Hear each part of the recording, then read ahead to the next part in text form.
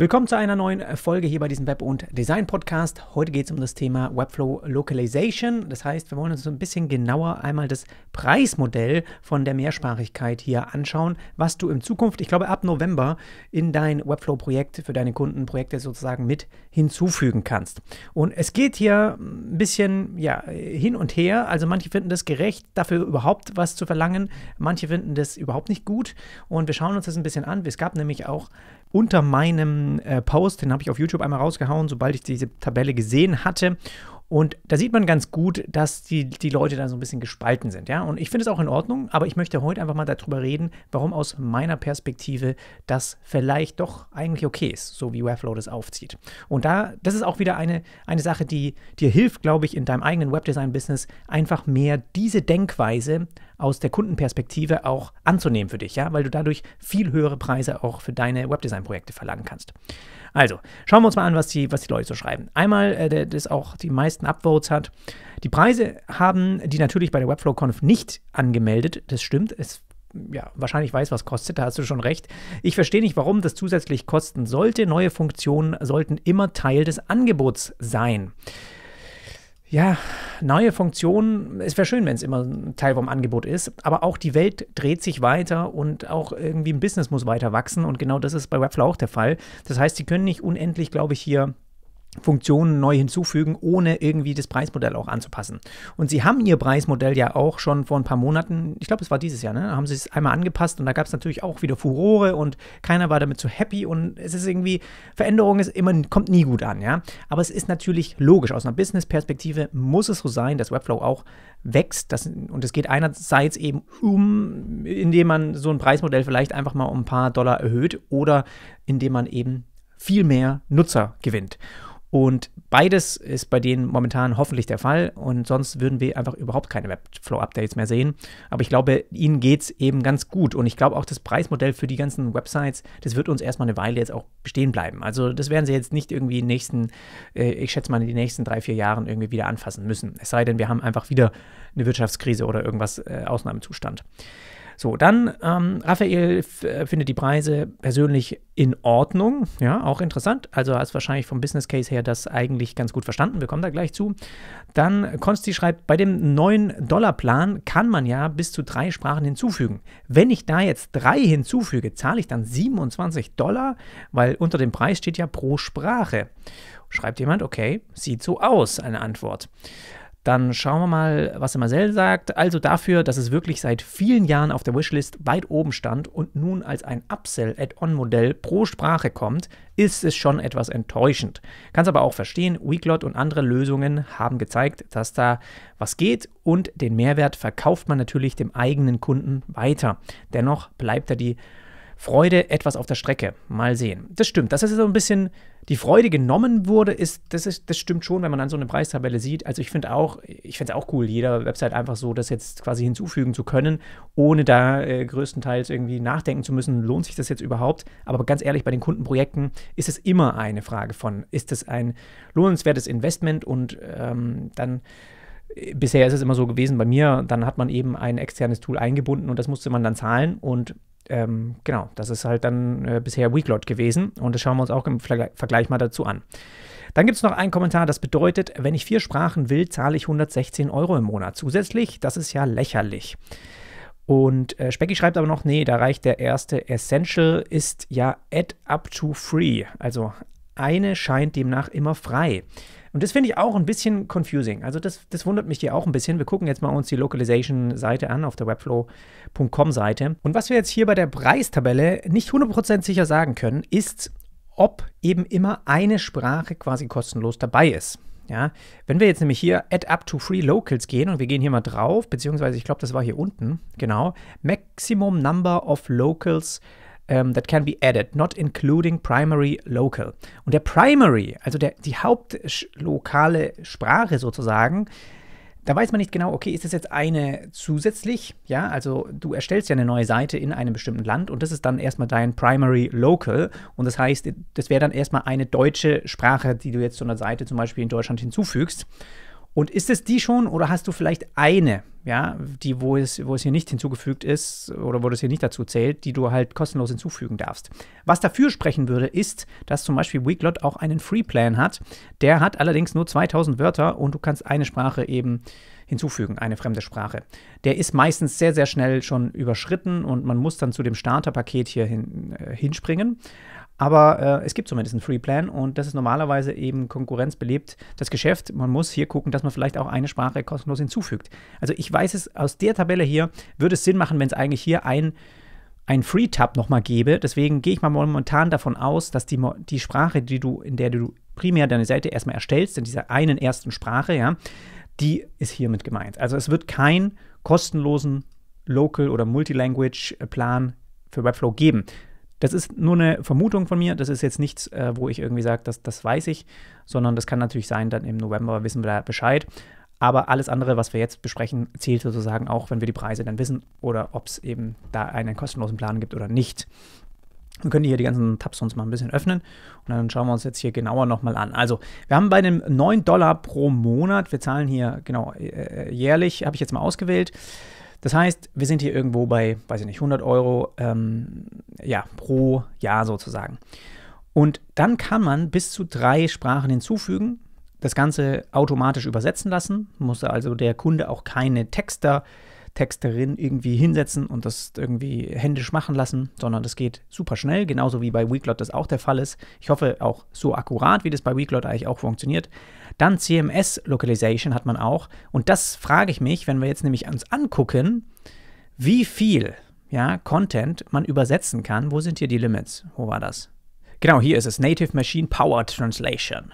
Also 10.000 Wörter pro Local. Das heißt, wenn du 3 Sprachen hinzufügst, was in dem Essential-Plan möglich wäre, würden das 30.000 Wörter sein, die man übersetzen kann. Auch, also 10.000 haben wir hier bei Weglot auch, glaube ich, bei dem Starterplan und mit dem kommen viele Kunden schon aus. Also wenn du jetzt nicht irgendwie heftigst, irgendwie ganz viel CMS-Daten hast, kommst du bei Weglot mit dem Plan eigentlich aus. Und hier muss man schon mal sagen, haben sie Weglot mit 150, durch 12 sind 12,50 Euro, haben sie jetzt hier schon mal unterboten. Und ich würde mal behaupten, dass Weglot momentan bei Webflow der Hauptwettbewerber ist, was die Mehrsprachigkeit angeht. Die meisten nutzen einfach Weglot eben da bisher, um das Ganze in Webflow überhaupt umsetzen zu können, wenn das eine Anforderung bei einem Kundenprojekt ist. So, und jetzt haben wir hier also schon mal einen Preis mit $9, was also dann irgendwie, weiß nicht, 57 ist oder sagen wir mal 8 Euro. Da bist du schon mal unter dem, was Weglot eigentlich anbietet. Und du kannst 3 Sprachen hinzufügen und hier hast du nur eine zusätzliche Sprache, ja. Und bist hier also auch schon bei den 50.000 Wörtern. Mit 3 Sprachen bist du bei Weglot 290 durch 12 bei 24 Euro und das wäre dann schon, glaube ich, wo die einfach auf den hier abzielen, den Advanced, wo du halt schon 5 Sprachen hinzufügen kannst. Also ich glaube, sie haben ihren Wettbewerber damit schon ein bisschen in den Boden gestampft und ich wette, dass ganz viele, die eben jetzt für ihre Kunden Mehrsprachigkeit umsetzen sollen, nicht mehr zu Weglot gehen, sondern das nativ in Webflow umsetzen, was natürlich auch viele Vorteile mit sich bringt und das ein schweres Leben, sage ich mal, für dieses Weglot-Tool erstmal macht. Und preislich sind wir da also erstmal drunter. Da gibt es also jetzt erstmal nichts zu meckern. So. Jetzt ist natürlich so ein bisschen die Frage, okay, bei den 10.000 Wörtern haben wir hier wirklich das ganze CMS auch mit dabei? Und meines Erachtens, sonst würde es hier ja nochmal irgendwie excluding CMS-Items oder sowas stehen. Also das heißt, du musst in die 10.000 Wörter auch dein ganzes CMS, die Inhalte reinpacken. Und 10.000 Wörter, ich meine, es ist schon viel, aber wenn du mal wirklich jemand bist, der auf Content geht, ist es auch gar nicht so viel. Und dann müsstest du auch schnell zu den 50.000 Wörtern wahrscheinlich springen oder kommst da eben schnell rein. Wenn du jetzt wie ich zum Beispiel, ich würde jetzt meinen ganzen Blog auf einmal übersetzen wollen, dann bin ich auf jeden Fall mehr, also da manche Blogbeiträge haben da ja schon 1.000 Wörter, da kann ich ja 10 Blogbeiträge übersetzen. Das ist natürlich eigentlich ein Witz sozusagen, Bei ganz normalen Seiten, die jetzt irgendwie man kann ja bestimmt auch sagen, okay, bestimmte Seiten sollen gar nicht übersetzt werden und dann zählt es auch nicht hier mit rein und dann braucht man den Plan auch nicht, also das kann ja auch sein. Hier muss man einfach ein bisschen abwiegen. Was sind hier die Anforderungen des Kunden? Und damit kommen wir auch zu einem Punkt, warum ich glaube, dass es in Ordnung ist, für so eine Sache Geld zu verlangen, auch wenn es das ganze Preismodell von Webflow einfach nochmal ein bisschen mehr unordentlich macht. Warum? Geh einfach mal aus der Sicht wieder von deinem Kunden. Wann beauftragt er dich, eine zusätzliche Sprache zur Website hinzuzufügen? Wann braucht er das? Überleg mal. So, geh nicht von dir aus, geh von deinem Kunden aus. Wann würde er das wollen? Ich würde sagen, wenn er als Kunde, ja, wenn er als Business auch einen Nutzen davon hat, wenn es für ihn also etwas bringt. Und wann bringt es für ihn etwas? Wenn er auch klar sieht, dass das, was er hier investiert, sagen wir mal 100 Euro im Jahr, ja, dass er das auch als ein sinnvolles Investment sieht. Das heißt, aus der Business-Perspektive bekomme ich diese 100 Euro auf jeden Fall schon mal wieder zurück in diesem einen Jahr, plus noch mehr. Und sobald ich sagen kann, und noch mehr, macht dieses Investment durchaus Sinn. Und das musst du für dich verinnerlichen, dass halt einfach Kunden aus dieser Perspektive herangehen. Ja? Vor allem jetzt Kunden, die einfach schon ein bisschen größer sind, Unternehmen. Die gucken einfach, okay, zahlen wir hier $30 im Monat? Ja? Und ist das für uns ein Schmerzpunkt? Nein, weil wir so und so viele Anfragen über unsere Website aus diesem Land in dieser Sprache bekommen werden. Und das wissen sie im Voraus, ja, weil es vielleicht irgendwie die Seite schon die ganze Zeit in verschiedenen Sprachen zur Verfügung steht und sie wechseln zu Webflow und dann ist es für die ein No-Brainer, quasi auch wieder Mehrsprachigkeit zu benutzen und zu zahlen.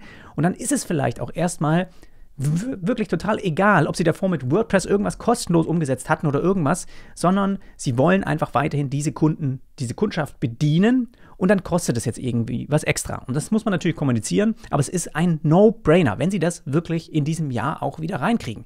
Das ist das Gleiche bei mir zum Beispiel. Ich würde jetzt überlegen, okay, für meine Webflow Online-Kursseite, sagen wir mal, ich würde auch Kundschaft aus dem Ausland damit anziehen. Und die Nachfrage ist durchaus da. Ja? Das heißt für mich, ich müsste überlegen, schaffe ich es? Macht es Sinn für mich, diesen Plan hier zu kaufen, wo ich 100 Euro im Jahr zahle? Und dafür muss ich aber einen einzigen Kunden, der den Online-Kurs kauft, aus dem Ausland generieren. Dann habe ich quasi meine 450 Euro verdient und dann ist es für mich schon ein logisches Investment. So. Und das ist für viele der Fall, dass man da einfach dann so hingeht und dann einen Mehrwert darin sieht und dann sagt, okay, dann kann ich das übersetzen und ich habe dann damit überleg doch mal, du hast bis jetzt beschränkt mit einer Sprache, mit deiner Website, auch wenn du jetzt ein Unternehmen bist und eine Website hast, du bist beschränkt auf ein Land und eröffnest auf einmal dein Geschäftsgebiet in komplett neue Bereiche, in komplett neue Anfragen, die reinkommen. Das heißt, du hättest auch das Potenzial, mit deiner Website womöglich viel mehr Geld zu verdienen. Und das ist das, was die Leute meistens nicht raffen, die hier irgendwie meckern, dass das irgendwie jetzt was kostet und es sollte doch alles umsonst sein. Da geht man davon aus, ganz ehrlich, da geht man meistens von sich aus und die eigene Website. Und es wäre doch cool, es wäre doch irgendwie echt geil, wenn ich jetzt einfach auf den Knopfdruck meine ganze Website auch noch in Englisch anbiete. Es ist einfach fancy, ist doch nett, ist doch cool. So, aber warum? So, gehst du wirklich davon aus, dass das sinnvoll ist, dieser Schritt, weil du erwartest oder weil du weißt, dass aus diesem Bereich auch neue Geschäftsbeziehungen entstehen, dann mach diesen Schritt. Aber nur einfach so, weil wir es können und ich habe auch schon mit anderen CMS gearbeitet und da war das auch umsonst. Aber machst du dir die Arbeit, gehst das alles durch, musst immer 2 Sprachen übersetzen, gucken, dass das auch sich gut anhört, dass es gut getextet ist, ja? Nicht einfach nur AI drauf verlassen und einfach übersetzen, sondern wie komme ich an in dieser Sprache? Wie wirke ich dann dort? Wie trete ich da auf? Das sind ja auch Überlegungen, die viel Zeit in Anspruch nehmen. Und wenn du das machst, dann einfach nicht just for fun, sondern weil das Sinn macht, weil es dein Business voranbringt. Und dann bin ich auch bereit, dafür Geld zu zahlen. Also für mich wäre das dann ein No-Brainer. Auch jeder Kunde würde da nicht meckern. So. Und jeder, der meckert, den bringt auch höchstwahrscheinlich dieses Land, diese zusätzliche Sprache überhaupt nichts. Und ich würde es auch erstmal für mich auch überhaupt nicht nutzen, weil ich habe keinen Use Case dafür. Ich habe ich brauche niemanden aus dem Ausland momentan, der mein Angebot kauft. So. Wenn du als Webdesigner unbedingt Kunden aus dem Ausland haben möchtest und du denkst, ich zum Beispiel, ich kriege Anfragen für Webflow-Projekte aus den USA, ohne dass meine Seite irgendwie in Englisch übersetzt ist. Ja, das kommt dann über die Webflow Showcases. Die finden auch so meine Kontaktseite. Die benutzen einfach den automatisch Übersetzen-Button im Browser und meine ganze Seite ist in Englisch. So, die Leute sind ja auch nicht dumm. Das geht ja, wenn sie das wollen. Das ist einfach nur ein mehr advanced Möglichkeit, dein Kundenprojekt richtig auf ein feines Level zu bringen, dass du wirklich auch SEO-technisch überall auftauchst und das bringt dir ja viel mehr Money rein. Du gehst ja davon aus. Und deswegen bringt mich das ein bisschen auf die Palme, wenn man bei solchen Sachen manchmal dann sagt, okay, verstehe ich nicht, warum das jetzt was kostet. Das muss doch alles hier for free sein. Wie kann das for free sein? Auch diese das Machine Learning dahinter, das kostet die doch Power. Also die muss doch irgendwo herkommen. Sie müssen das ja auch irgendwoher bezahlen. So. Und das ist einfach eine Sache, die musst du verstehen. Du musst, wenn du als Webdesigner mehr verdienen willst, musst du mehr in diese Businessrolle schlüpfen. Du musst mehr aus der Perspektive die Sachen sehen. Weil nur so, wenn du das verstehst du auch, wann dein Kunde mehr für deine Website zahlt. Ja? Wenn sie ihm auch wirklich was bringt, wenn er einen Nutzen davon hat. Und ich finde, so eine Sache ist halt für mich, war noch nie irgendwie, wenn ich denen gesagt habe, Weglot hier und ihr braucht den Plan oder lass uns mal mit Starter gucken, wenn wir damit nicht klarkommen, haben wir ein Business, ja gut, dann haben wir halt irgendwie hier 100 Euro mehr, 140 Euro mehr, ist doch egal. So, das war den Kunden bisher immer egal. Ich weiß, es gibt auch kleinere Kunden und da muss man sich einfach fragen, lohnt sich das wirklich? So, genug des Rants. Lass uns nochmal gucken, was da jetzt mit dabei ist und wie wir das alles machen. Ja, weil irgendwie ist es ja auch cool, dass sowas jetzt geht. Also ich freue mich darauf, wenn ich mal wieder einen Kundenauftrag habe, wo die Mehrsprachigkeit eine Rolle spielt. Oder ich biete das jetzt an, einem anderen Kunden, hey, hör zu, ist ein kleines Investment für euch. Über die nächsten Jahre, ich habe 2 Kunden, wo ich Weglot auf jeden Fall schon eingesetzt habe, wo ich weiß, die könnten mit Sicherheit ein bisschen was investieren, weil ich es für die natürlich nochmal umbaue. Kostet ein bisschen was, aber über die nächsten Jahre wird sich das monetarisieren, weil es wird ja sozusagen weniger ausgegeben dafür, ja, für die Mehrsprachigkeit. Kannst du genauso deinen Kunden anbieten, hast du wieder ein paar Aufträge. Ja? Also, gucken wir mal, was wir machen können. Design and Build Localized Sites visuell. Das ist ja eine Sache, dass wir einfach jetzt hier so einen Punkt haben, quasi der zwischen den Sprachen wechselt. Finde ich eigentlich ganz cool, so als Dropdown. Bei der neuen UI finde ich mich viel mehr diese Bereiche zu nutzen. Also ich klicke jetzt momentan immer auf Home, wenn ich zu einer neuen Seite will und dann öffnet sich ja hier die Page-Seite, ja? Weil diese Icons hier gehen für mich ein bisschen unter und irgendwie sehr viele verwechsel ich und sowas.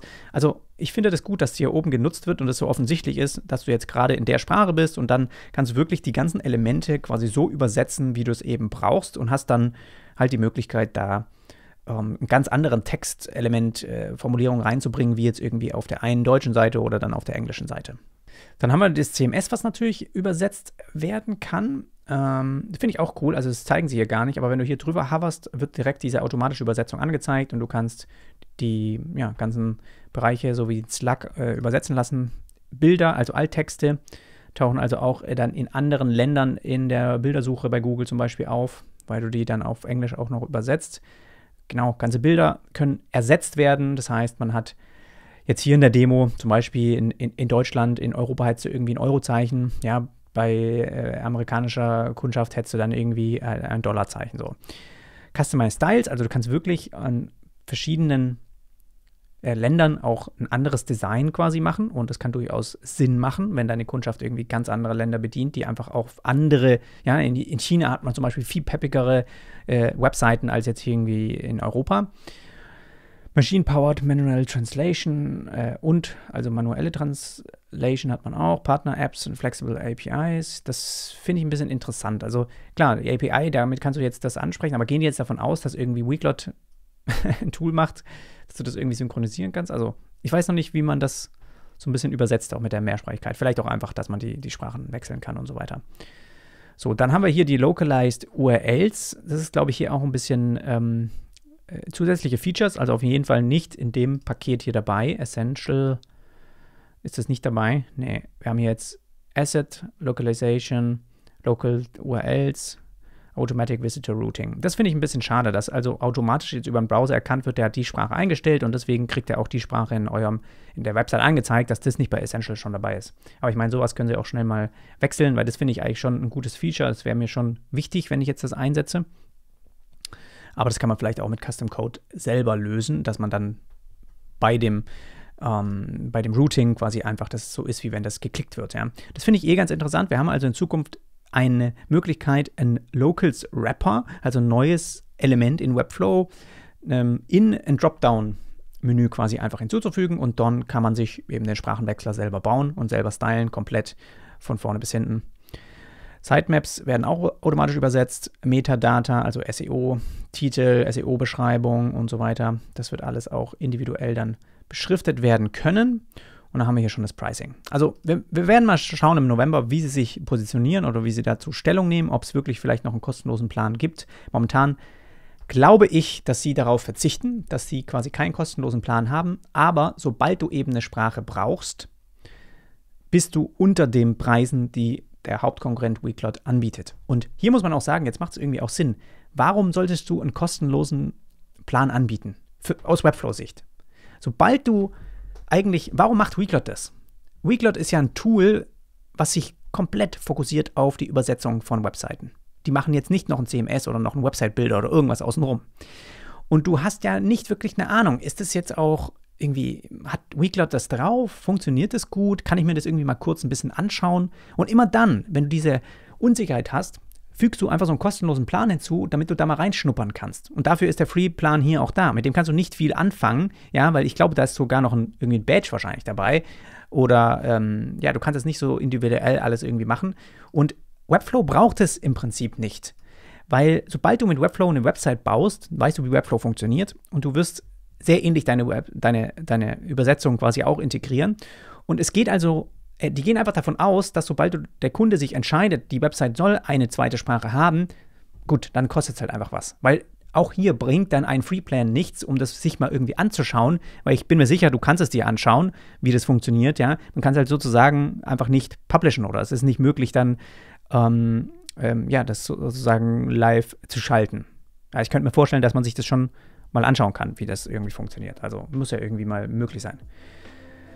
So, das ist einfach so viel zu dem Thema. Ich finde es also in Ordnung, dafür auch was zu zahlen, auch gerade die Mitbewerber anzuschauen. Und ich werde es jetzt erstmal natürlich irgendwie nicht nutzen, aber es ist doch gut, dass wir wissen, wir können uns das einfach jetzt schön unseren Kunden auch anbieten. Da brauchen sie keine Sorge haben, dass es wieder kompliziert wird und sie auf 2 Plattformen irgendwie tanzen müssen, sondern wir können jetzt sagen, ihr könnt auch hier bei Webflow einfach eine Sprache hinzufügen, kostet extra. Aber so ist das Business eben.